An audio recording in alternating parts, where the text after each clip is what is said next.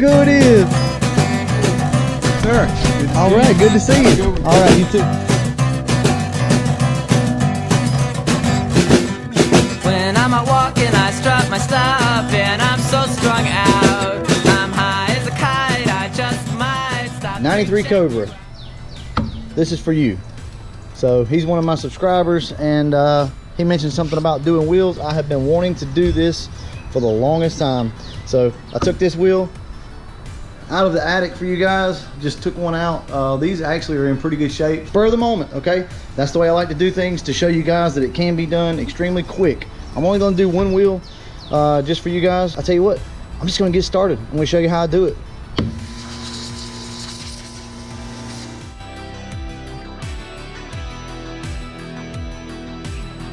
First off, all we're gonna do is get a Scotch-Brite pad. It really doesn't matter which color. I'm gonna use the gray because that's what I have. Let's make this as easy as possible. First off, you're gonna wanna scuff it up. Make sure your wheels are clean. So take your wheels out, degrease them, clean them up, and get to work. Now, I do understand that some of you guys are probably gonna have some imperfections in them. So you can use a little more coarse sandpaper if you have an imperfection. You can also use a little bit of Bondo or filler putty if you have a nick. Say you have a nick right here or something, or right up here, there's nothing wrong with smearing a little bit of putty or Bondo across that, smoothing it out. So there's always that option. But for now, we're gonna say that your wheels are in pretty good shape, and all you wanna do is touch them up. Let's handle this. We're gonna flip the wheel over, and we're gonna run the Scotch-Brite around the inside. Now this is completely up to you. You can sand this all the way down and paint the inside if you'd like. All I'm gonna do is scuff it up to get any loose dirt, obviously some spider webs out of it, and just so that it doesn't create more dust. You can take this as far as you'd like. When I'm out walking, I strut my stuff, and I'm so strung out. I'm high as a kite, I just might stop to check the front. When I'm out walking, I strut my stuff, and I'm so strung out, and I'm high. What's up, baby? Okay, you ride your bike. While she rides her bike, we're gonna do a little bit of talking here. So it's important that I talk to you a little bit about this because yes, it's very straightforward, and I promise you we're gonna get right back to it. We're gonna do this without taking the tires off the rims. Now you could say that's a hack job or that's a half-ass job. I beg to differ. Depending on how you do it, I do what I call the card trick. I learned this actually off YouTube years and years ago. All you have to do is line the outside of the tire up with playing cards, or anything for that matter. I think I have something up here we can use, and it's just really simple, guys, and just spray it, and you don't have to take the tires off the wheels. These are the type of things that I like to do. Now you might call it half-ass. Hey, that's your prerogative. The paint gets in behind everything and you're good to go. We're gonna go ahead and do this. This isn't gonna take any time to do at all, but you are gonna need a small air compressor. You don't have to have a big air compressor. This is like 33 gallons. You can do this with a 3-gallon air compressor, okay?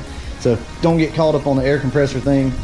Not for wheels, not for bumpers, really doesn't matter. I'm gonna once again be using the door jam gun, which is really small. It's perfect for what we're doing. Only for the clear coat though, okay?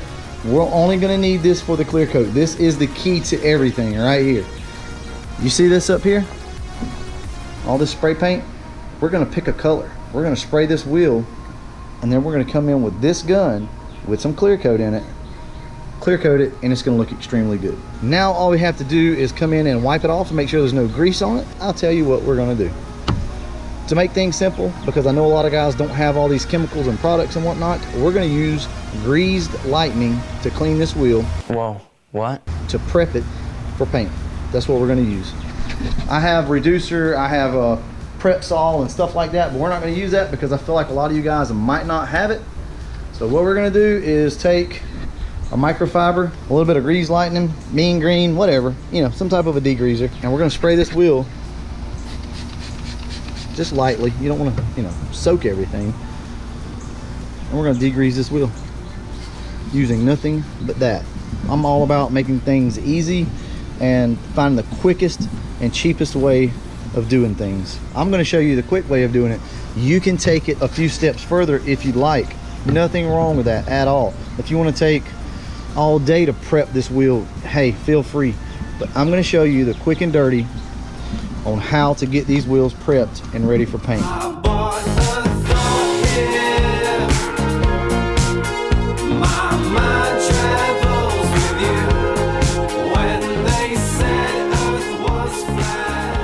Well, okay guys, we're clean. We're gonna let that dry up, and I'm not gonna take the center cap off because I just want to paint it all at one time so that it all matches. So we're gonna leave center cap on. We're gonna go ahead, line this thing with some playing cards. I am so freaking bored, nothing to do today. I guess I'll sit around and medicate. I am so freaking bored, nothing to do today. All right guys, we're just gonna put a couple light coats on. Don't forget to tape up your valve stem. Now these wheels really just need some touch up. That's really all they need. They're not really bad, so honestly a few light coats will do the job. So pardon me while I burst into flames. I've had enough of the world that is people's mindless case. So pardon me while I burn and rise above the flame. Pardon me. And we'll let that dry up. Now I'm only going to put basically one good coat on it because these wheels were already silver and there's just no point in layer after layer of paint. The clear coat is going to be the protectant on this, so that's what we're going to do. As soon as this dries up, we're going to shoot some clear. I'm going to go ahead, mix it up now. All right, so next up is mixing the clear, and I did want to talk to you a little bit about that, show you guys what it is that I use. It's just Nason 498 clear. It's pretty cheap. I think that's about 50 bucks, something like that. And it is a 4-to-1 mix ratio. So get yourself a cup. Usually they just kind of pass these out at the paint stores. And what you do, for those of you that don't know, is you come around and you find your 4-to-1 ratio right there. And all you do is, depending on how much you need, we don't need very much at all. So the closest measurement we can get is right here at 1. Okay, so you stop at 1. And then what you want to do is fill up with hardener up to the next one, and that calculates everything for you. So there it is. There's your 4-to-1 ratio. That's how that works. So we're just going to mix this up, put it in the gun, shoot some clear on this. Well, all right, here we go. You don't want a real wide fan on this. Something about like that's fine.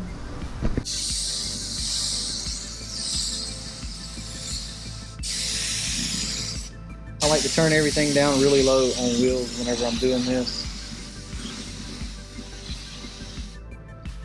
There's just no point in turning it way up. Now, once again, as I like to say in all my videos, because I need you guys to understand, I'm not trying to do, this isn't a show job.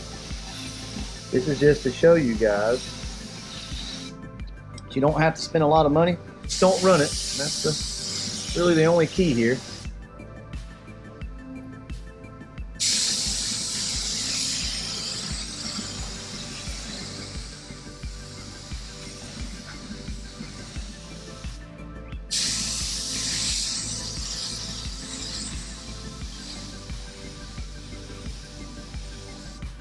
All right, so that's that. I'm gonna let that kind of tack up for a second, and then I'm gonna come back and put a wet coat on it. So I'll show you guys what it looks like when I'm done.